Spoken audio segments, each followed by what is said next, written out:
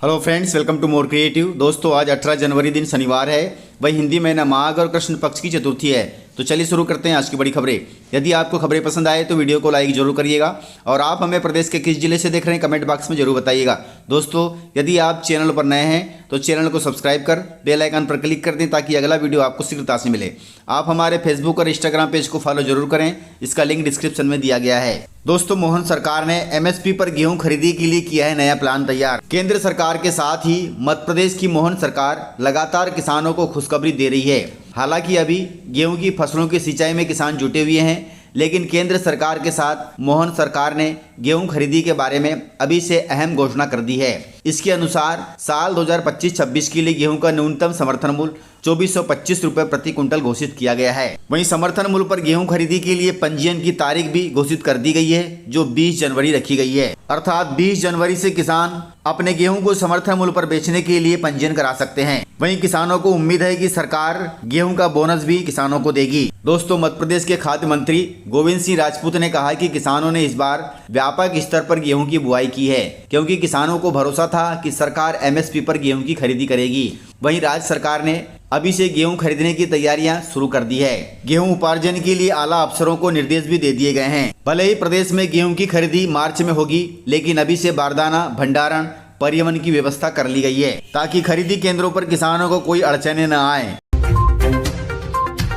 दोस्तों, निःशुल्क साइकिल वितरण की व्यवस्था में छात्राओं से रुपए लेने वाले शिक्षक को निलंबित कर दिया गया है। सरकार की फ्री ऑफ कास्ट योजना में भी कर्मचारी घूस ले रहे हैं। दोस्तों, खबर बालाघाट जिले से है। बालाघाट जिले में निःशुल्क साइकिल वितरण योजना में छात्रों से राशि लेने के मामले में शिक्षक को निलंबित कर दिया गया है। शिक्षक छात्राओं को साइकिल देते समय 150 रुपए शुल्क वसूल रहा था। मामला बालाघाट जिले के गुडरू उच्चतर माध्यमिक विद्यालय का है, जहां पर एक शिक्षक ने छात्राओं से 150 रुपए की राशि वसूली है। जांच में पता चलने पर बालाघाट कलेक्टर ने शिक्षक को निलंबित कर दिया।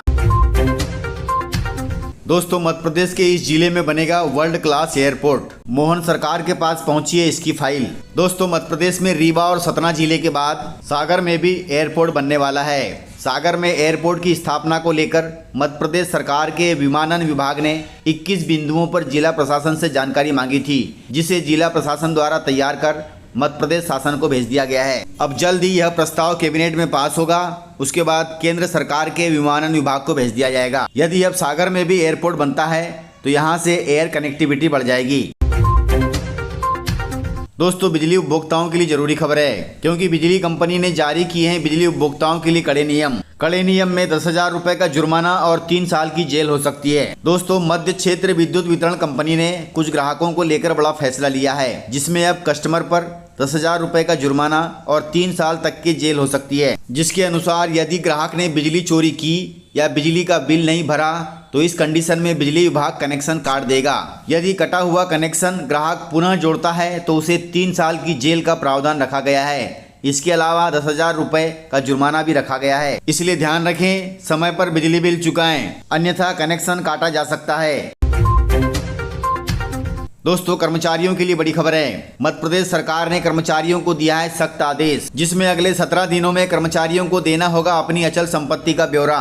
दोस्तों, मध्य प्रदेश में क्लास 1, क्लास 2 तथा क्लास 3-4 के कर्मचारियों को सरकार ने सख्त आदेश दिया है। आदेश के तहत अधिकारियों को अपनी और अपनी पत्नी के नाम पर मौजूदा संपत्तियों का विवरण 31 जनवरी 2025 तक शासन को प्रस्तुत करना होगा। यह ब्यौरा देश भर में मौजूद उनकी संपत्तियों की जानकारी देगा, जिसमें संपत्ति की खरीद तिथि, खरीदते समय की कीमत और वर्तमान बाजार मूल्य का उल्लेख करना अनिवार्य है। वहीं आदेश में सभी कर्मचारियों को अपनी संपत्तियों का विवरण 31 जनवरी 2025 तक ऑनलाइन फॉर्मेट में अपलोड करना होगा।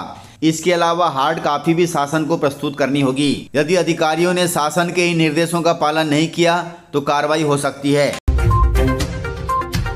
दोस्तों, देश में प्रयागराज महाकुंभ चल रहा है। इस महाकुंभ में पहुंचे इंग्लैंड के जैकब ने ग्रहण किया है सनातन धर्म। प्रयागराज के महाकुंभ में संगम तट पर सनातन संस्कृति की अनुपम छटा बिखर रही है, जहां एक ओर साधु सन्यासी, संत, कथावाचक अपना ज्ञान तथा वैराग्य की गंगा बहा रहे हैं, वहीं दूसरी ओर पीढ़ियों से सनातन परंपरा के वाहक करोड़ों श्रद्धालु मोक्ष की कामना से संगम में आस्था की डुबकी लगा रहे हैं। देश के कोने कोने से आए साधु संत और श्रद्धालु आध्यात्मिक ऊर्जा से विश्व भर का ध्यान अपनी ओर आकर्षित कर रहे हैं। सनातन संस्कृति की आध्यात्मिक शक्ति से अभिभूत होकर इंग्लैंड के रहने वाले जैकब ने संन्यास ग्रहण कर सनातन धर्म अपना लिया है। वहीं भारत में सनातन संस्कृति से प्रभावित होकर France, England, Belgium, Canada, Brazil वहीं अलग अलग देशों से पर्यटक प्रयागराज में संगम तट की ओर खींचे चले आ रहे हैं, जो कि बहुत अच्छी बात है।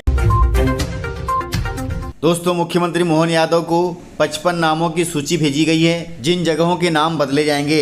मध्य प्रदेश में इस समय नाम बदलने की राजनीति चल रही है। मुख्यमंत्री मोहन यादव ने बीते 2 सप्ताह के भीतर 2 जनसभाओं में करीब 14 क्षेत्रों के नाम बदल दिए हैं। हालांकि अब एक हिंदू संगठन ने मुख्यमंत्री को 55 क्षेत्रों के नामों की सूची भेजी है। उनकी मांग है कि इन क्षेत्रों के नामों को भी बदला जाए, क्योंकि यह आक्रांताओं की गुलामी का प्रतीक है। हिंदू संगठन ने राजधानी भोपाल तथा रायसेन जिले के क्षेत्रों के नामों की सूची भेजी है। अब मोहन सरकार इन क्षेत्रों के नामों को कब तक बदलती वह देखना होगा।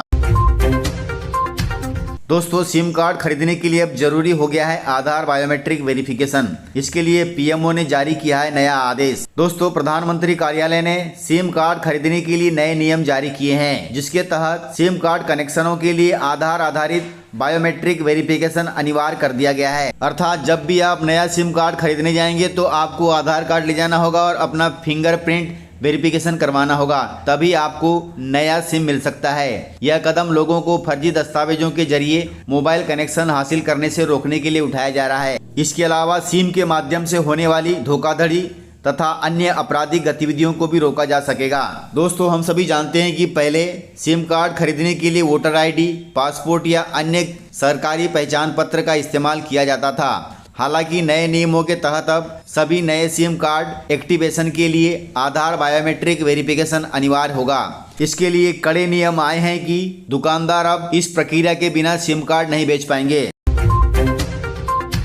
दोस्तों, किसानों के लिए कृषि वैज्ञानिकों ने दी है सलाह। अभी प्रदेश सहित देश में रबी सीजन चल रहा है, वहीं मौसम की मार भी पड़ रही है। मौसम की मार में मावठे की बारिश ने कुछ फसलों को नुकसान पहुंचाया है। इस मावठे से गेहूं की ग्रोथ तो बढ़ेगी, लेकिन चना और मसूर को नुकसान होने के साथ सब्जियों में कीट लगने की संभावना है। वहीं मौसम विभाग के अनुसार एक बार फिर हल्की बारिश की संभावना जताई गई है। कृषि वैज्ञानिकों के अनुसार इस हल्की बारिश से चना और मसूर में फंगस रोग बढ़ने की संभावना है, जिससे फलियां कम बनने और पैदावार पर असर पड़ सकता है। वहीं सरसों की फसल तथा मसूर में माहू का प्रकोप हो सकता है। इसके अलावा सब्जियों की फसल को भी काफी नुकसान हो सकता है। बारिश के बाद मौसम साफ होने पर इसका असर फसलों पर दिखेगा, जिससे किसान चिंतित हैं। ऐसे में कुछ कीटनाशक दवाओं का छिड़काव तथा धुआं कर फसलों को नुकसान से बचाया जा सकता है।